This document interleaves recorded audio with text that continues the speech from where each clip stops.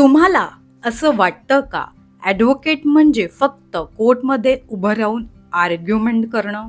पण एका ॲडव्होकेटचा पूर्ण दिवस कसा जातो हे तुम्हाला माहित आहे का? ॲडव्होकेटचा दिवस हा सकाळपासूनच सुरू होतो. सर्वात आधी कोर्ट मॅटर्स, डेट्स आणि केस फाईल चेक करावे लागतात.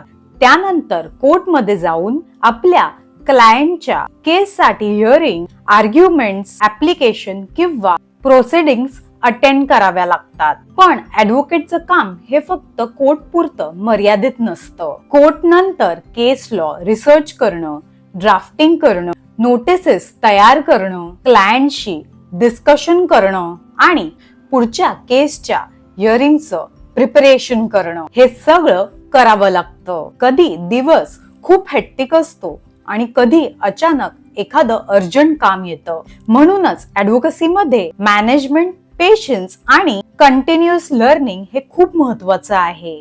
आणि हो, कोर्टमध्ये दिसणाऱ्या 10 मिनिटाच्या आर्ग्युमेंट मध्ये कधी कधी अनेक तासांचं प्रिपरेशन असतं. जर तुम्हाला लॉ प्रोफेशनची अशीच माहिती हवी असेल तर चॅनलला नक्की सबस्क्राईब करा आणि या व्हिडिओला लाईक आणि शेअर आणि कमेंट करायला विसरू नका. भेटूया पुढच्या व्हिडिओमध्ये. जय हिंद.